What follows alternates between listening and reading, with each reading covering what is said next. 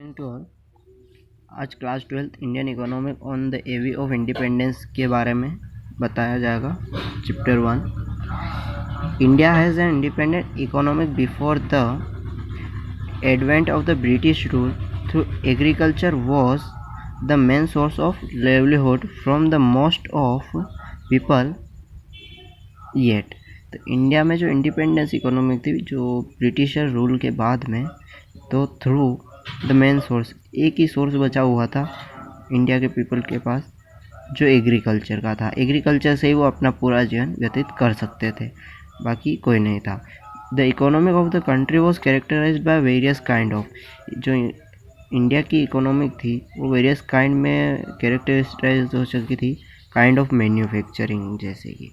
तो the objective of the policy adopted by the colonial government, colonial government ने एक rule बनाया था, was extra raw material from India. जो भी एक्स्ट्रा रॉ मटेरियल इंडिया का इम्पोर्ट मैन्युफैक्चर वो इम्पोर्ट होगा गुड्स फ्रॉम इंग्लैंड, इंग्लैंड में इम्पोर्ट किया जाएगा।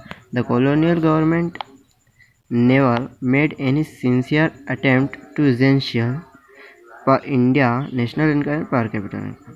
एक साइंटिस्ट ने, कॉलोनियल गवर्नमेंट ने इस प्रकार से नेशनल इनकम और पर कैपिटल इनकम से अपनी इकोनॉमिक को देखा गया।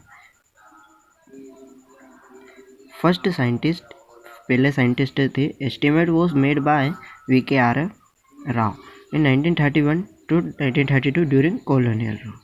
इन्होंने 31 और 32 में ये नेशनल इनकम और पर कैपिटल इनकम में कॉलोनियल रूल में चलाया था। फर्स्ट साइंटिस्ट थे जो कॉलोनियल रूल के VKR राव, पहले साइंटिस्ट थे जो इन्होंने ये बनाया था 1931 और 1932 में। तो इंडिया की जो इकोनॉमी थी वो ब्रिटिश के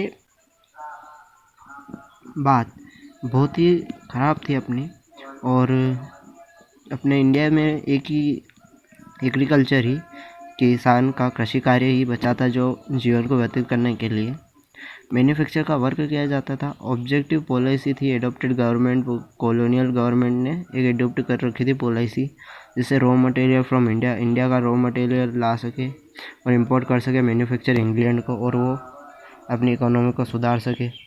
फिर colonial government never made any attempt estimated, बहुत सारे एस्टिमेटेड भी हुए।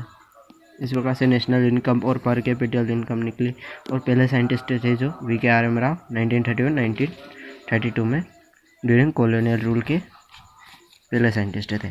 अब agriculture sector on the eve of independence. तो एग्रीकल्चर सेक्टर क्या था इंडिपेंडेंस में? तो India economic under the British colonial rule remain fundamentally अरेरियन।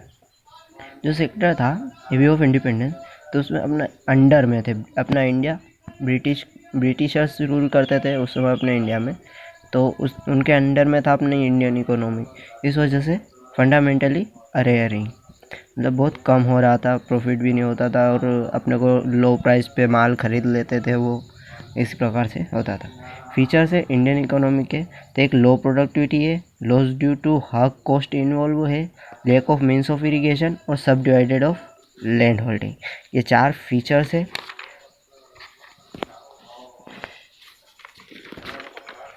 तो लो प्रोडक्टिविटी यानी कि कम प्रोडक्ट होना, पहले कुछ था नहीं एग्रीकल्चर में, तो काम भी बहुत कम होता था।